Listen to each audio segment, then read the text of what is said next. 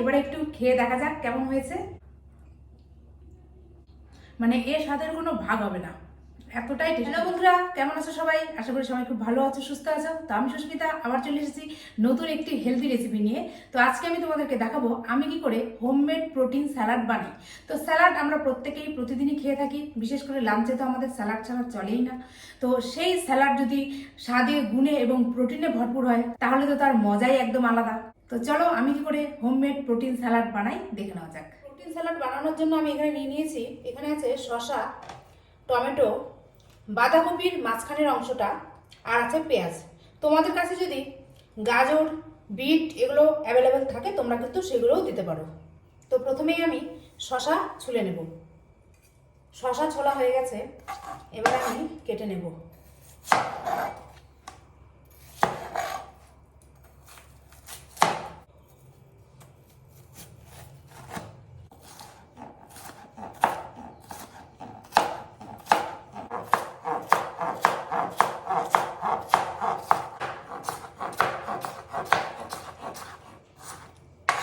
বাঁধাকপিটাকেও সুন্দর করে কেটে নেব।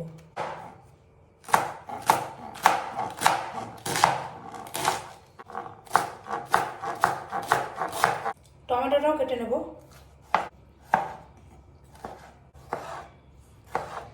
পেঁয়াজটাও কেটে নেব।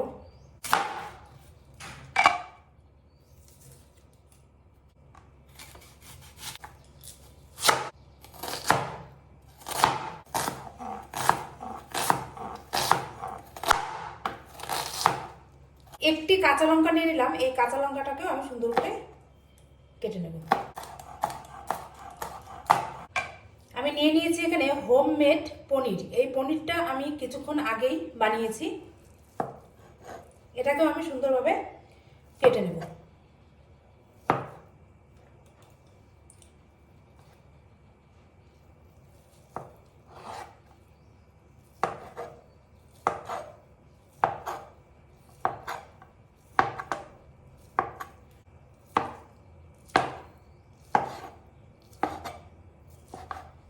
এর সাথে আমি নিয়ে নিয়েছি শুকনো খোলায় ভাজা দেশি লাল বাদাম।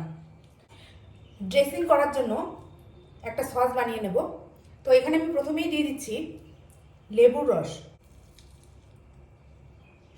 দিয়ে দেব 1 চামচ অলিভ অয়েল, 1 চামচ Himalayan pink salt, chaat masala দিয়ে দেবো 1 চামচ, হাফ চা চামচ দিয়ে দিলাম গোলমরিচ গুঁড়ো। এখন আমি সবগুলোকে একসাথে মিশিয়ে নেব। এবারে আমি একটা বোল নিয়ে নিলাম এবং সেখানে আমি এই কেটে রাখা শসাগুলো দিয়ে দেব, বাঁধাকপির মাঝখানের অংশটাও দিয়ে দিলাম, টমেটো দিয়ে দিলাম, পেঁয়াজ কুচি দিয়ে দিলাম, দিয়ে দিচ্ছি কাঁচা লঙ্কা কুচি, হোমমেড পনির, দেশি লাল বাদাম শুকনো খোলায় ভাজা। এর মধ্যে আমি এই সসটা ঢেলে দিলাম। এবারে আমি এটাকে মেখে নেব। তৈরি হয়ে গেছে হোমমেড প্রোটিন স্যালাড। তো বন্ধুরা এবারে একটু খেয়ে দেখা যাক কেমন হয়েছে। তো আমি পনির, শসা, বাদাম সব কিছুই একটু একসাথে দেখতে চাই কেমন হয়েছে।